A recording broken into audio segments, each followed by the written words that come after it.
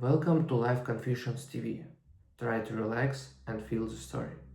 My name is Olivia Carter, and 3 years ago, my best friend stole $80,000 from me. The worst part?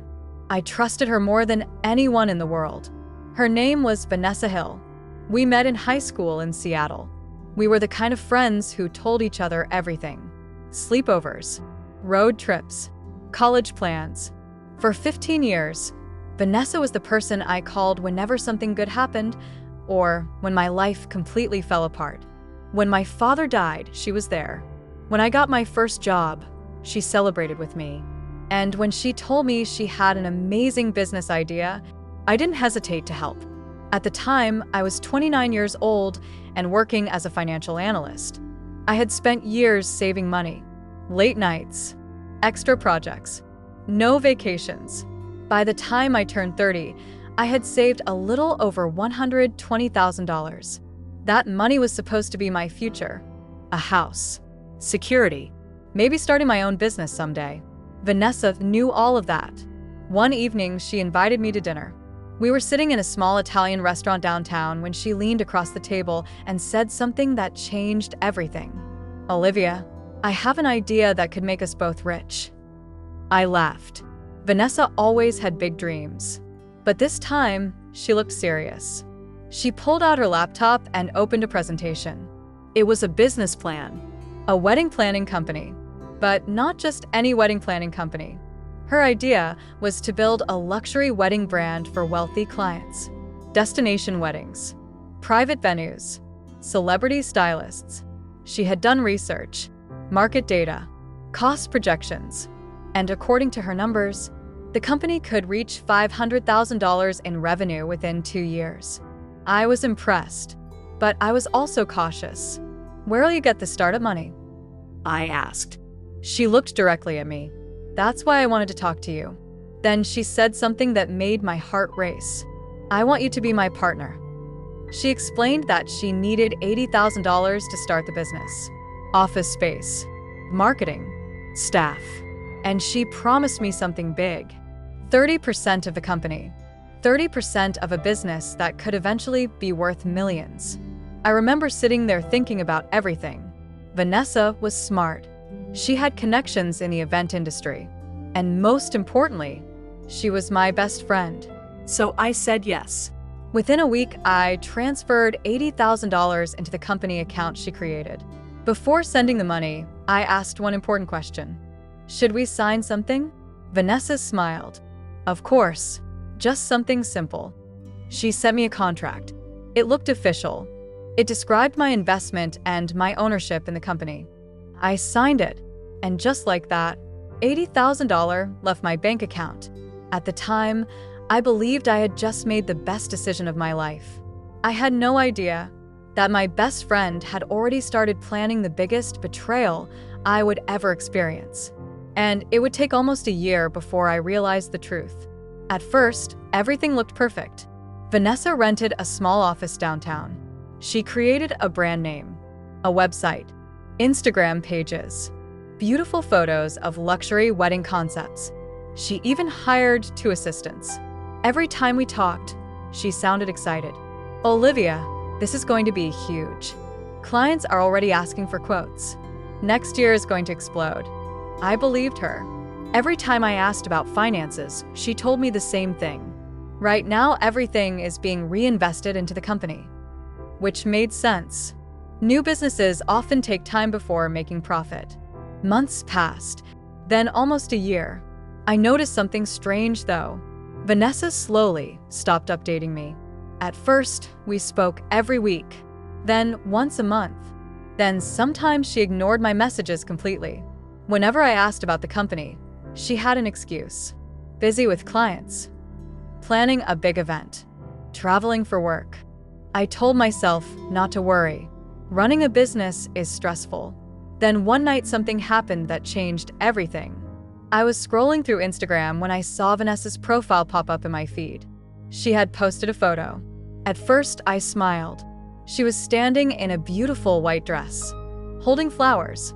The caption said, "The happiest moment of my life." My stomach dropped. Vanessa was getting married.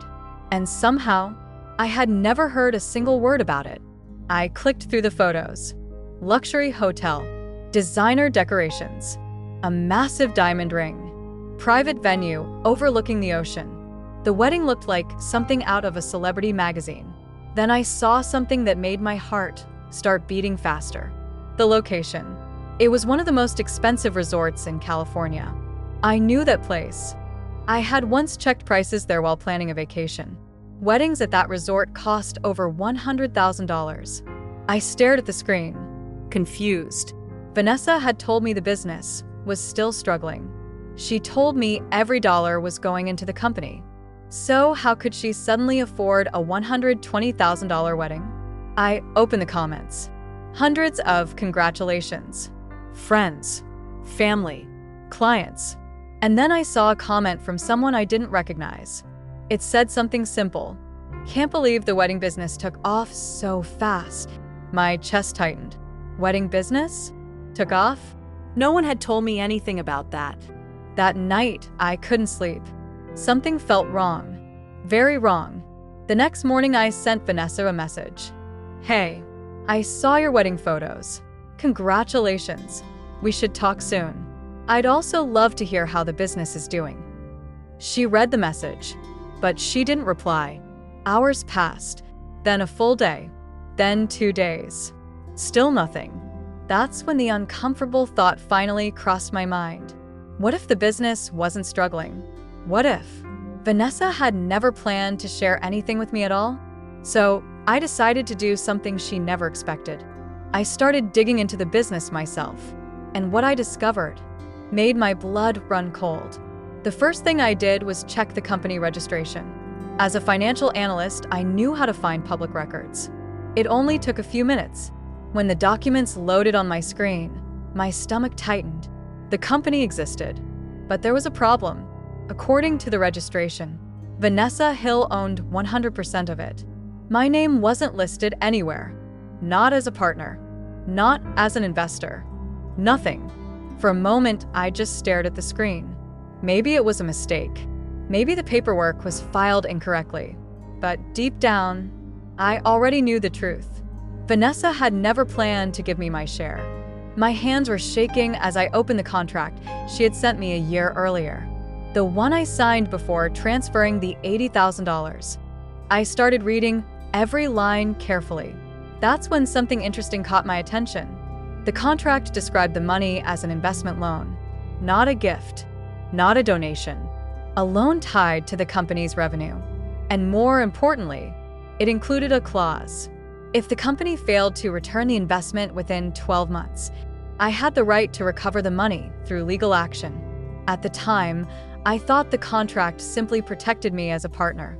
But now I realize something else. Vanessa might have removed me from the company, but legally, she still owed me $80,000. I called her that evening, straight to voicemail. I called again, and again. Nothing. The next day, I tried one more time. This time she answered. Her voice sounded irritated. Olivia, I'm really busy right now. I tried to stay calm. I just want to talk about the company. Silence. Then she sighed. Look, the business didn't really work out the way we expected. My heart started pounding. That's strange, I said, because your Instagram makes it look very successful. Another silence. Then her tone changed completely. Cold. Sharp. You shouldn't believe everything you see online. I felt anger rising in my chest. Vanessa, according to public records, the company still exists, and you're listed as the sole owner. She didn't deny it. Instead, she said something that I will never forget. Olivia, it was just a risk. Investments don't always work out. For a second, I couldn't speak. A risk? That's what she called it? 15 years of friendship. And $80,000 of my savings. My voice was shaking when I answered. That wasn't a risk. That was my life savings. She sounded completely calm. You'll recover. You have a good job. And then, she hung up. I sat there staring at my phone. Part of me wanted to cry. Part of me wanted to scream. But something else was growing inside me. Something colder. Anger. Vanessa believed she had already won. She thought I would accept the loss, move on, and disappear from her life. But she forgot one very important thing. I worked in finance, and before sending that $80,000, I had made sure everything was documented. Transfers, emails, the signed contract, every single piece of evidence. Vanessa thought she had stolen my money.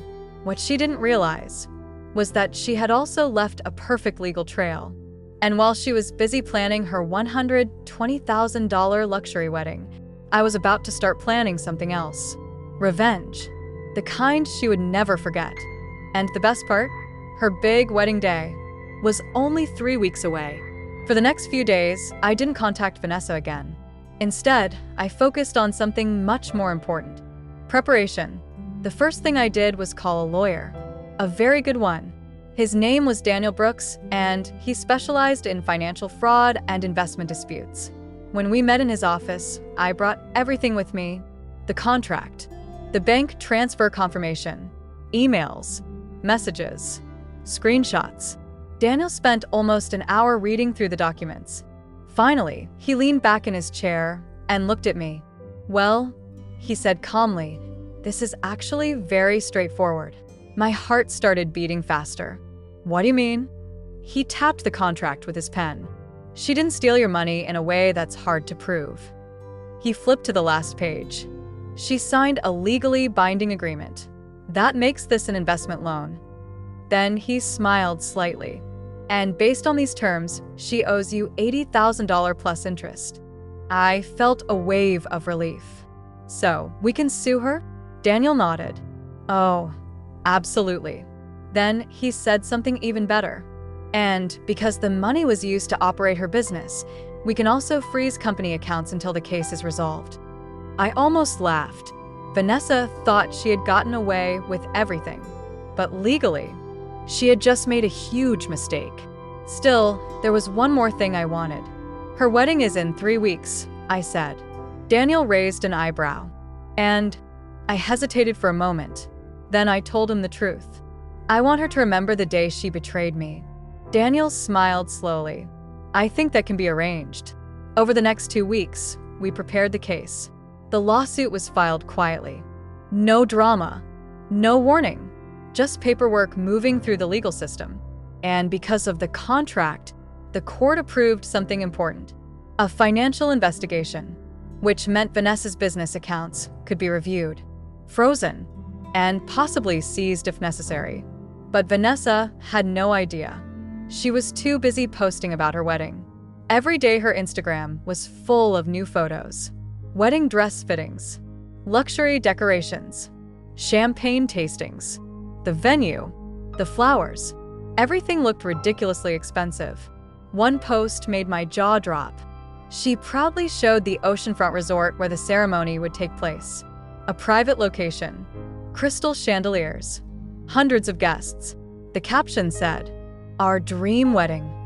I stared at the photo for a long time. Then I checked the wedding date again.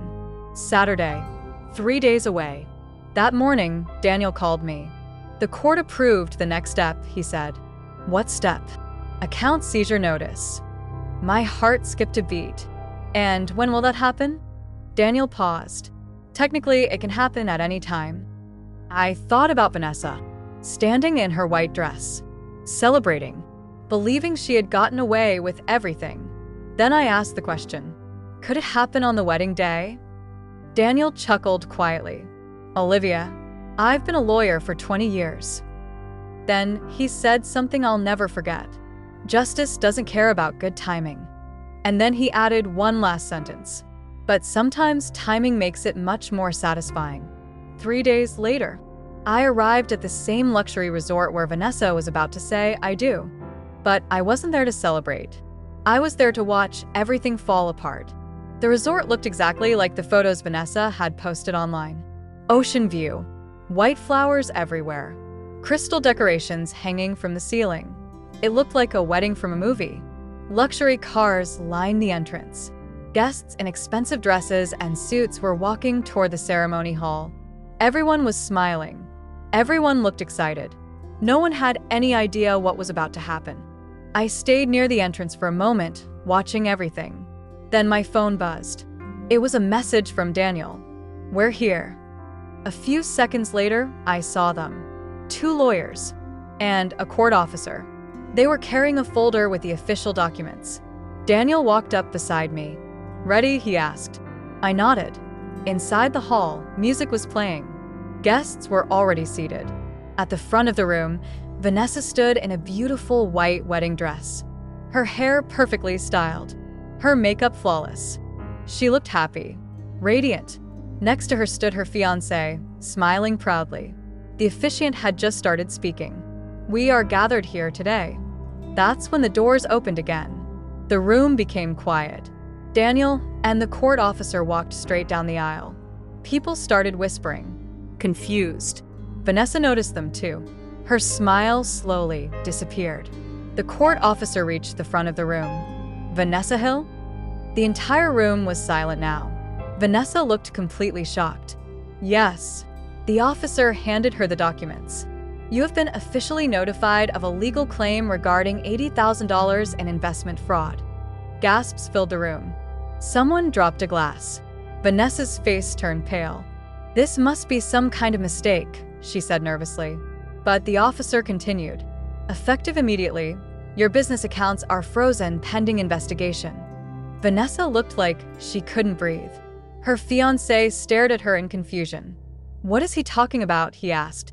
Vanessa didn't answer, because at that exact moment, her phone buzzed, then buzzed again, and again. She looked down at the screen. Her expression completely collapsed. I could guess exactly what the messages said. Her bank accounts had just been frozen.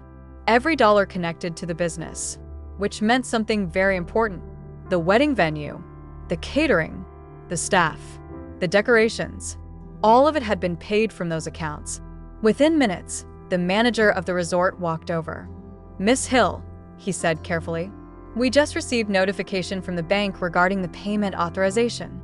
Vanessa looked like she was about to cry. "What does that mean?" The manager spoke quietly. "It means the payments for today's event have been suspended." The room exploded with whispers. The wedding planner rushed over. Staff members began talking nervously. Vanessa turned around slowly. And that's when she saw me, standing near the back of the room, watching everything. For a moment, we just looked at each other. Her face filled with anger, then panic, then something else. Fear. She walked toward me quickly. "How dare you come here?" she hissed. I stayed calm. "You invited hundreds of people," I said quietly. "I figured one more guest wouldn't matter." Her voice was shaking. "You're ruining my wedding." I tilted my head slightly. "No, Vanessa." Then I said the words she probably never expected to hear. "You ruined it the day you stole $80,000 from your best friend."